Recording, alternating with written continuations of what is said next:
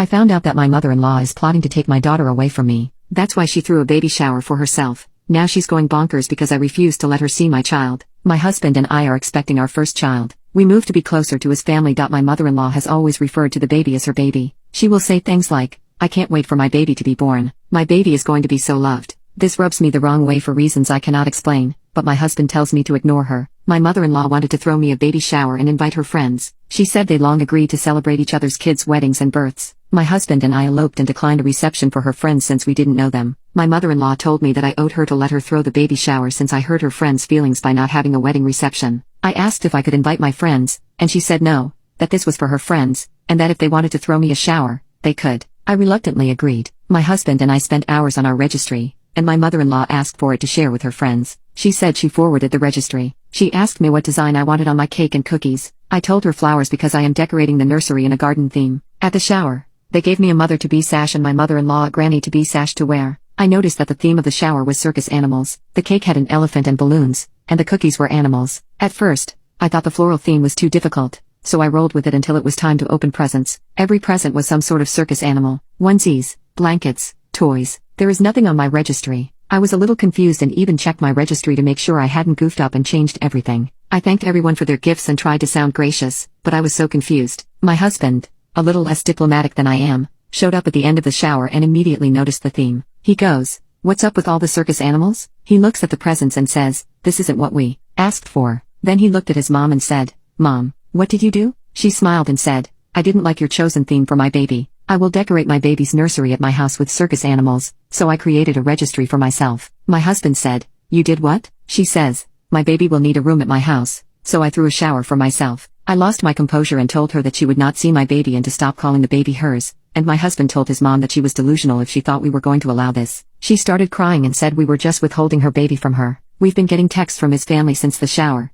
calling us selfish and ungrateful and saying we ruined her joy of being a grandma. Update: I spoke with my husband last night before we went to bed and told him that we need to say something to the extended family sooner rather than later. I said I understood he wanted to respond logically and not emotionally, but I also felt like we did not say anything. It looked like we had something to hide. He agreed and said that he would send a well-worded response later today. He just wants to think of how to word it before sending anything. I can respect that. He wants to make the situation better, not worse. He's a little disrespectful and knows it. He wants to make sure he keeps what he says neutral and to the point. He's also not sure what to say to his mom at this point. He said once he sees how the family reacts to the whole story, he'll be able to judge better how to approach her. There had been zero discussion with her about setting up a room at her house for the baby. I asked my husband last night if she had mentioned anything to him about it, and he said no, other than she suggested we add a pack and play to our registry to have a portable crib. He said he was as shocked as I was to find out that she had intended on setting up a full-fledged nursery at her house and that he had no idea she was throwing a shower for herself. I asked him why he didn't take me seriously when I said that her calling the baby her baby made me uncomfortable, and he said that he thought it was just a generational thing. I asked why he didn't ask her to stop,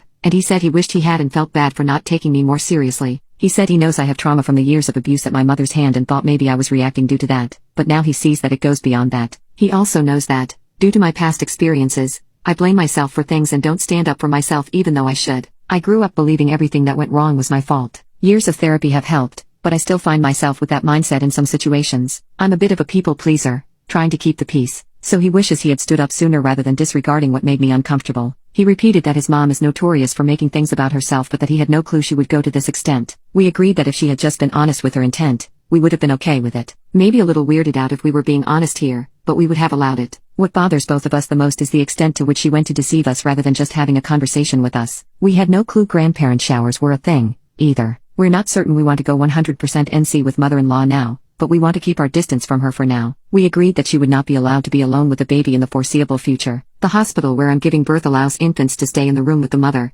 so my husband and I have agreed that she, the baby, will stay with us as much as possible. Update: my husband talked to his brother yesterday. Mother-in-law is plotting to take my child, but it's because she thinks I'm going to be like my own mother. My mother was physically and emotionally abusive to me and my brother. Mother-in-law told everyone that I'm mentally unstable, so she's preparing a room for when, not if, my husband leaves with the baby. The baby shower was a ruse to try to get a rise out of me and show her friends how unstable I am, but my husband ruined it by showing up and being the one to say something. I mouthed off a bit, but my mother-in-law hoped to push me over. I assumed the my baby comments also tested the waters. I've been in therapy for years, and I've been working on my fears of being like my mom with my therapist. We have a weekly standing appointment on Zoom. I've also talked with my OB and psychiatrist about staying on my medication and watching closely for signs of postpartum depression. My husband has been a part of all these conversations and has sat in therapy with me multiple times. I'm not violent or known to have violent outbursts. I tend to withdraw and be non-confrontational when I'm upset. I can't say I fault mother-in-law for having concerns, but I wish she'd gone about showing it completely differently, such as talking with me and my husband. He has half a mind to go to her house and rip her a new one, but I told him no. We're not going to fight fire with fire. We wouldn't have reached this point if she talked with me about her concerns. I've been able to share what I went through with her. We've always been able to talk about things. She's seen my arms and legs, which are scarred from physical abuse. She's odd but never uncivil towards me. I would have told her I shared those concerns and then told her what steps I was taking to prevent them. I haven't told her about having those worries because, ironically enough, I didn't want her to worry. I don't want to keep my daughter from a grandparent who loves her. I just wish things had been handled a little differently.